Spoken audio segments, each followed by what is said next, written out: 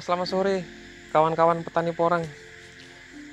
Saya sore ini berkunjung di salah satu petani yang mana kita lihat di sini lahannya sudah banyak yang berkurang tanamannya kawan. Jadi sebenarnya saya agak sedih sih, artinya gini. Saya juga petani, jadi dengan modal yang banyak terus melihat kondisi seperti ini, dengan berkurang banyaknya orang yang ada di sini, sepertinya di sini banyak yang terkena atau terserang jamur kawan. Banyak yang terserang jamur, terus sekarang hanya beberapa, mungkin hanya sekitar 30% yang masih hidup. Nah, di sini yang banyak dikeluhkan oleh teman-teman petani lain itu adalah serangan jamur. Jadi jamur ini yang sangat-sangat ganas lah kalau bahasanya kita. Jadi saya sendiri sebagai petani itu kalau ngelihat petani lain yang kondisinya tanamannya itu terserang jamur dan banyak penyakit seperti ini, saya ngerasa ngerasa sedih karena saya tahu benar kalau porang ini modalnya nggak sedikit kawan. Modal porang ini nggak sedikit, sehingga tujuan saya untuk berbagi itu supaya kita itu sama-sama bisa menanam dengan tanaman yang sehat dengan harapan hasil yang baik gitu ya kawan. Ini mungkin ada beberapa hal yang perlu nanti saya sampaikan. Ini saya bukan menggurui, saya hanya berbagi pengalaman saya tentang bagaimana penanggulangan jamur, supaya nanti kita bisa sama-sama sharing kawan, sama-sama sharing agar tanamannya lebih baik lagi, khususnya untuk petani yang baru mungkin tahun ini mau nanam, agar terhindar atau jauh dari resiko kegagalan.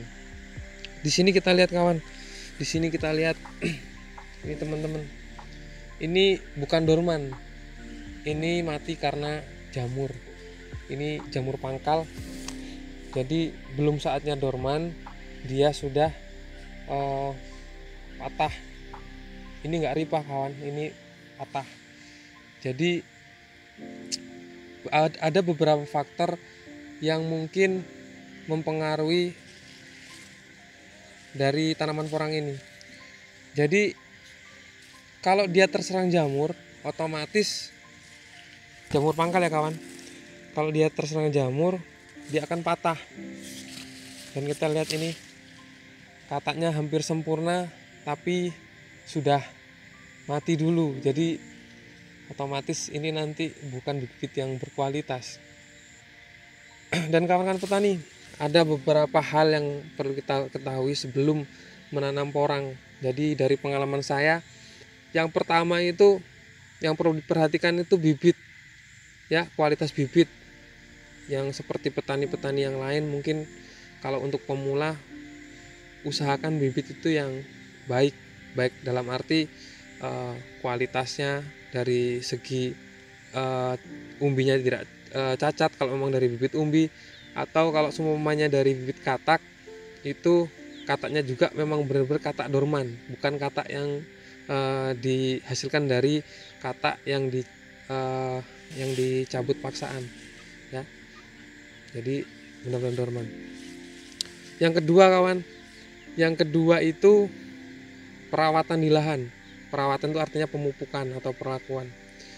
Banyak beberapa petani yang menginginkan tanamannya itu subur, hijau, tapi dia tidak menghiraukan subur itu sehat atau tidak. Karena tanaman subur itu belum tentu sehat teman. Jadi tanaman subur itu hanya di batang hijau bisa besar, tapi resiko terkena penyakit itu lebih banyak. Nah, yang kita harapkan itu punya tanaman yang sehat. Kalau dia sehat, insya Allah dia subur ya. Nah, dalam perlakuan di lahan, kemungkinan banyak petani yang menggunakan kandungan pupuk N itu sangat banyak. Karena kalau pupuk N-nya banyak memang tanaman itu bagus kawan. Tapi lebih riskan terkena penyakit. Karena apa? Karena pembukaan sel untuk tanaman porang ini lebih cepat, dan akhirnya ketika N berlebihan dan unsur yang lain itu kurang, dia lebih riskan terkena serangan penyakit, salah satunya jamur. Ketika nanti teman-teman tanam, perhatikan jangan hanya menginginkan tanaman itu subur. Kalau subur itu mudah kawan, perbanyaklah unsur N itu pasti dia bagus hijau, tapi belum tentu sehat. Terus yang ketiga kawan, ketika kita menanam, perhatikan drainase.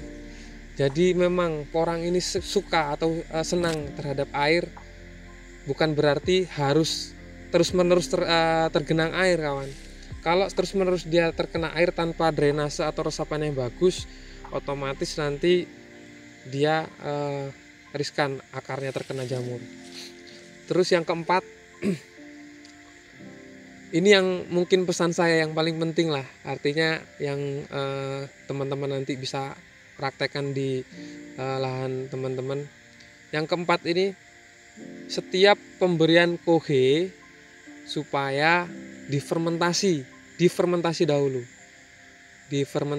kemudian setiap teman-teman memberikan pupuk cair yang dikocorkan, mungkin itu selalu tambahkan trichoderma. Saya bukan endorse ataupun bukan promosi. Trichoderma itu agen hayati ya. Jadi agen hayati ada dua, spora dan bakteri. Kalau bakteri itu biasanya kita pakai E4 itu segala macam, nggak apa-apa saya sebutkan merek. Agen hayati ini fungsinya untuk apa kawan? Untuk nantinya dia akan memproses makanan mereka atau pupuk yang belum jadi pupuk kompos, atau yang riskan terhadap bakteri jahat dan jamur jahat. Nah, trichoderma ini adalah agen hayati spora. Spora itu jamur yang baik dalam artian dia akan menekan jamur jahat di media tanam. Jadi saya sarankan setiap kali pemberian pupuk cair yang dikocorkan, entah itu pupuk organik ataupun pemberian kalsium atau apa yang dicairkan, tambahkan trichoderma. Itu saran saya teman-teman, insya Allah dari awal kita menanam. Jadi jangan terkena dulu baru kita kasih, itu sama halnya kekebalannya sudah nggak ada tanamannya, jadi percuma gitu. Jadi dari awal ketika ngocor kasih itu. Terus selanjutnya, kalau memang di sini drainasenya kurang bagus, mungkin lebih baik di bagian irigasi bisa diperdalam, maksudnya biar air itu biar mengalir walaupun nggak bisa meresap. Ya mungkin salah satunya itu. Bagi teman-teman yang sudah tahu tentang ini, saya mohon maaf, saya bukan menggurui, saya hanya berbagi pengalaman kepada teman-teman petani yang belum pernah menanam. Karena apa kawan, modal itu besar. Tanaman kita juga nggak 1 bulan 2 bulan ya, kita menanam porang ini paling nggak 7-8 bulan baru panen gitu. Jadi waktu yang lama itu paling nggak gunakan dengan baik, manfaatkan dengan baik supaya hasilnya juga maksimal gitu ya kawan-kawan. Semoga bisa memberi manfaat dari video saya.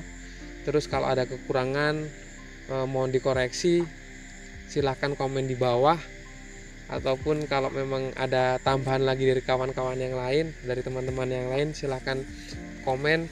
Dan jangan lupa kawan, subscribe, komen, dan like channel ini supaya saya bisa nanti berkunjung ataupun memberi inspirasi yang lain dari teman-teman petani yang lain, agar kita lebih baik lagi dalam budidaya porang ini.